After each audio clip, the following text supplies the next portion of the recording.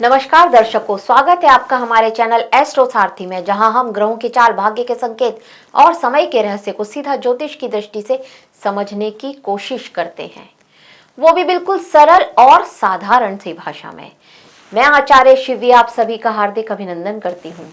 दर्शकों, आज के इस वीडियो में हम बात करने जा रहे हैं एक अत्यंत पावन और विशेष और दिव्य ऊर्जा से परिपूर्ण होने वाले पर्व की। जी हाँ, हम नवरात्रि की बात करने जा रहे हैं, क्योंकि नवरात्रि शुभ और मंगलमय दिनों का आरंभ करती है। नवरात्रि केवल एक त्योहार नहीं है, बल्कि ये साधना, उपासना और आत्मिक शक्ति के जागरण का एक दुर्लभ और प्रभावशाली अवसर होता है। ये 9 दिन ऐसे माने जाते हैं जैसे माँ दुर्गा की शक्ति पृथ्वी पर विशेष रूप से सक्रिय होती है। और यदि इन दिनों में सच्चे भाव, श्रद्धा और सही विधि से पूजा की जाए तो जीवन में कई जटिल समस्याएं जो हैं हमारी, उनका समाधान संभव हो जाता है। नवरात्रि का हर दिन अपने आप में एक विशेष वरदान लेकर के आता है, क्योंकि हर दिन माँ दुर्गा का एक अलग रूप की उपासना की जाती है। माँ के ये स्वरूप हमारे जीवन के किसी न किसी पक्ष को सशक्त करते हैं, चाहे वो स्वास्थ्य हो, धन हो, विवाह हो, संतान सुख हो, मानसिक शांति हो या आत्मिक उन्नति हो। आज के इस कार्यक्रम में हम विस्तार से जानेंगे कि चैत्र की जो नवरात्रि है ये कब से कब तक रहेगी, घट स्थापना का सही और शुभ मुहूर्त क्या है, नवदुर्गा के जो 9 रूप हैं वो कौन कौन से हैं और किस दिन किस देवी की पूजा करनी चाहिए, कौन सा रंग विशेष फलदायी होता है, और साथ ही यह भी समझेंगे कि ये जो नवरात्रि की साधना है ये इतना प्रभावशाली और फलदायी क्यों है। तो सबसे पहले बात करते हैं नवरात्रि के प्रारंभ और घट स्थापना के मुहूर्त की, क्योंकि नवरात्रि की जो शुरुआत है ये घट स्थापना से ही करते हैं हम। तो इस वर्ष चैत्र की नवरात्रि की शुरुआत 19 मार्च 2026 से है और यहाँ से शुरू होकर के ये 27 मार्च 2026 तक चलेगी। और घट स्थापना बृहस्पतिवार को 19 मार्च 2026 को की जाएगी और शुभ मुहूर्त है सुबह 6:52 से 7:43 तक, जिसकी कुल अवधि रहने वाली है लगभग 50 मिनट। अब इसके अतिरिक्त एक अभिजीत मुहूर्त भी है। अगर आप सुबह नहीं कर सकते तो अभिजीत मुहूर्त में भी घट स्थापना कर सकते हैं, जो है दोपहर 12:05 से 12:53 तक। इस वर्ष घट स्थापना का जो मुहूर्त है ये द्विस्वभाव मीन लग्न में पड़ रहा है। एक विशेष बात यह भी है कि प्रतिपदा तिथि का जो क्षय हो रहा है, तो इस वजह से ये जो घट स्थापना है हम अमावस्या तिथि में करेंगे। अब ये समझना बेहद जरूरी है कि नवरात्रि के 9 दिनों को इतना विशेष और महत्वपूर्ण क्यों माना गया है। शास्त्रों के अनुसार नवरात्रि के 9 दिन देवी शक्ति के जागरण के पवित्र दिन होते हैं। इन दिनों में दुर्गा माँ अपनी अलग अलग शक्तियों के साथ पृथ्वी पर सक्रिय रहती हैं और हर दिन एक विशेष ऊर्जा प्रवाहित होती है। जब कोई साधक प्रतिदिन देवी के स्वरूप और उनके प्रकृति और गुणों को समझ करके श्रद्धा व सही भाव से पूजा करता है तो उनकी प्रार्थना में विशेष बल आ जाता है। आपकी मनोकामनाएं बहुत जल्दी पूर्ण हो सकती हैं, इस बात की भी संभावना कई गुना बढ़ जाती है। तो नवरात्रि का जो ये महत्व है ये केवल शास्त्रों तक सीमित नहीं है, बल्कि इसका प्रमाण हमें रामायण जैसे महान ग्रंथों में भी देखने को मिला है। भगवान श्री राम ने लंका पर विजय प्राप्त करने से पहले 9 दिन तक उन्होंने माँ दुर्गा की उपासना की थी और माँ की कृपा से उन्हें विजय और धर्म की स्थापना, अधर्म के विनाश का मार्ग मिला था। तो यही कारण है कि नवरात्रि को शक्ति, विजय और सकारात्मक परिवर्तन का पर्व माना गया है, जहां साधना करने वाला व्यक्ति न केवल बाहरी बाधाओं पर बल्कि अपने भीतर की कमजोरियों पर भी विजय प्राप्त कर लेता है। यही कारण है कि नवरात्रि के 9 दिन केवल एक धार्मिक परंपरा नहीं बल्कि शक्ति, साहस और अधर्म पर धर्म की विजय के जीवंत प्रतीक माने गए हैं। शास्त्रों में इन 9 दिनों को 9 वरदानों का काल भी कहा गया है, क्योंकि इन दिनों की गई साधना मनुष्य के जीवन के हर क्षेत्र को प्रभावित करने की क्षमता करती है। नवरात्रि के दौरान नव ग्रहों से जुड़ी हुई अनेक बाधाओं को भी शांत किया जा सकता है, क्योंकि देवी के जो ये 9 रूप हैं, इनका सीधा संबंध नव ग्रहों से जोड़ा गया है, जिसमें मां शैलपुत्री का संबंध चंद्र ग्रह से जोड़ा गया है। इनकी उपासना करने से मन को शांति, भावनात्मक संतुलन और उत्तम स्वास्थ्य की प्राप्ति होती है। तो माता ब्रह्मचारिणी को मंगल ग्रह से जोड़ा गया है। इनकी पूजा करने से साहस, धैर्य, तप और आत्मबल में वृद्धि होती है। तो माता चंद्र घंटा, इनको शुक्र ग्रह माना गया है, जिनकी कृपा से सौंदर्य, आकर्षण, प्रेम और आत्मविश्वास बढ़ता है। माता कूष्मांडा को सूर्य ग्रह का प्रतिनिधि माना गया है। इनकी साधना से ऊर्जा, तेज, आत्मबल और जीवन शक्ति का संचार होता है। माता स्कंद माता का संबंध हम बुध ग्रह से करते हैं, इसीलिए इनकी पूजा से बुद्धि, वाणी, स्मरण शक्ति और निर्णय शक्ति सशक्त होती है। माता कात्यायनी बृहस्पति ग्रह की से जुड़ी हुई मानी जाती हैं और उनकी कृपा से विवाह संबंधित जितनी भी बाधाएं हैं ये दूर होती हैं। साथ ही धर्म, ज्ञान और सद्बुद्धि का मार्ग प्रशस्त होता है। तो माता कालरात्रि को शनि ग्रह से जोड़ा गया है और इनकी उपासना से भय, रोग, शोक और नकारात्मक प्रभावों का नाश होता है। माता महागौरी ये राहु ग्रह से जुड़ी हुई होती हैं और इनकी कृपा से जीवन में शुद्धता, मानसिक शांति और अचानक आने वाली परेशानियां हैं उनसे मुक्ति मिलती है। और अंत में सिद्धिदात्री माता, इनका संबंध केतु ग्रह से माना गया है और इनकी साधना से सिद्धि, आध्यात्मिक उन्नति और मोक्ष का मार्ग खुलता है। इसी कारण से नवरात्रि के दौरान की गई पूजा, उपासना और साधना को कुंडली में मौजूद जितने भी ग्रह दोष होते हैं उन सब में आपको राहत मिलती है और बेहद प्रभावशाली माध्यम माना गया है उनको ठीक करने के लिए। अगर आप श्रद्धा से और सही विधि से इन 9 दिन देवी के 9 स्वरूपों की आराधना करते हैं तो आपको आपके जीवन में स्वयं ही अच्छे परिवर्तन नजर आएंगे, शुभ परिवर्तन नजर आएंगे।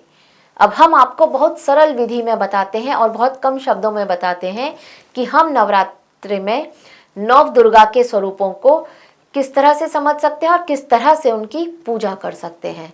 तो बात करते हैं सबसे पहले नवरात्रि में, यानी कि माता शैलपुत्री को, उन्हीं को समर्पित है ये नवरात्रि, ये वाला पहला नवरात्रा, तो उन्हीं की बात करते हैं। तो देखिए, माता शैलपुत्री पर्वतराज हिमालय की पुत्री मानी जाती हैं और यह स्वरूप शक्ति, स्थिरता और उत्तम स्वास्थ्य का प्रतीक है ये माता का। इनकी उपासना करने से शरीर में बल आता है, रोगों से रक्षा होती है और मन स्थिर रहता है। तो इस दिन माता की पूजा अगर आप लाल फूल से और स्पेशली आप गुलाब का फूल लेते हैं या गुड़हल का फूल लेते हैं तो बहुत श्रेष्ठ है, अवश्य कीजिए। उन्हें गाय के शुद्ध घी का भोग अर्पित कीजिए। इस वर्ष माता शैलपुत्री की पूजा 19 मार्च को की जाएगी और इस दिन का जो रंग होगा वो रंग होगा पीला। नवरात्रि के दूसरे दिन माता ब्रह्मचारिणी को समर्पित है और यह स्वरूप तप, संयम, ज्ञान और आत्मबल का प्रतीक मानी जाती है। माता ब्रह्मचारिणी की कृपा से मन में शांति आती है, एकाग्रता बढ़ती है और ज्ञान का विकास होता है। विद्यार्थियों को, साधकों के लिए माता का यह स्वरूप विशेष फलदायी होता है। तो इस दिन अगर आप माता की पूजा जो है सफेद फूलों से करते हैं, चमेली के फूल लेंगे तो बहुत श्रेष्ठ है। अगर आप माता की पूजा इन फूलों से करते हैं, उन्हें शक्कर का भोग लगाते हैं, बहुत श्रेष्ठ रहेगा। तो माता ब्रह्मचारिणी की पूजा इस वर्ष 20 मार्च को होगी और इनके लिए जो रंग माना गया है आज के दिन का, वो रंग माना गया है हरा रंग। अब तीसरे नवरात्रि की बात करें तो माता का तीसरा स्वरूप होता है चंद्रघंटा, और ये स्वरूप साहस, निर्भयता और आत्मविश्वास का प्रतीक माना गया है। माता चंद्रघंटा की उपासना से मन के डर दूर होते हैं और जीवन में पॉजिटिविटी आती है आपके। तो इस दिन अगर माता की पूजा हम लाल फूल से करें, कोई भी फूल, गुड़हल का या गुलाब का ले सकते हैं, इस फूल से माता की पूजा कीजिए। दूध माता को अर्पित करें, नहीं तो दूध से बनी हुई मिठाई आप माता को अर्पित करें, बहुत श्रेष्ठ रहेगा। माता चंद्रघंटा की जो पूजा है ये 21 मार्च को होगी और इस दिन का जो कलर होगा वो होगा स्लेटी। अब नवरात्रि के चौथे दिन माता कूष्मांडा की पूजा की जाएगी और कूष्मांडा माँ सृष्टि की उत्पत्ति करने वाली दिव्य शक्ति माना गया है इनको। इनकी पूजा से बुद्धि तीव्र होती है, वाणी में प्रभाव आता है और मानसिक तेज बढ़ता है आपका। तो इस दिन माता की पूजा हरी वस्तुओं से करना बहुत शुभ माना गया है। तो माता को इलायची, सौंफ या फिर कोई भी हरा फल अर्पित कीजिए। इस वर्ष माता कूष्मांडा की पूजा 22 मार्च को की जाएगी और आज के दिन का आपका कलर रहेगा नारंगी। नवरात्रि का 5वां दिन स्कंद माता को समर्पित है। यह स्वरूप मातृत्व, करुणा और संतान सुख का प्रतीक माना जाता है। जिन दंपतियों को संतान से जुड़ी हुई किसी भी प्रकार की कोई भी चिंता है, बाधा है या संतान सुख के अभी तक आपको नहीं मिला है, तो माता स्कंद माता की उपासना विशेष रूप से आपके लिए फलदायी होगी। इस दिन माता की पूजा पीले फूलों से करें और उन्हें केले का भोग अर्पित करें। इस वर्ष माता स्कंद माता की पूजा 23 मार्च को की जाएगी और इस दिन का जो रंग रहेगा वो रहेगा सफेद रंग। नवरात्रि का छठा दिन मां कात्यायनी को समर्पित है और माता कात्यायनी विवाह और दाम्पत्य सुख की अधिष्ठात्री देवी मानी जाती हैं। उनकी पूजा से विवाह में आ रही बाधाएं भी दूर होती हैं और शीघ्र विवाह के योग भी बनते हैं। जिनका विवाह नहीं हो रहा है उनके लिए बहुत श्रेष्ठ है। इस दिन माता की पूजा पीले फूलों से करनी चाहिए। आप लाल फूल भी ले सकते हैं और उन्हें शहद का भोग अर्पित करना चाहिए। पीले फूल ना मिले तो लाल लीजिए और शहद का भोग अर्पित कीजिए। इस वर्ष माता कात्यायनी की पूजा 24 मार्च को होगी और इस दिन का जो आपके लिए रंग रहेगा वो रहेगा लाल।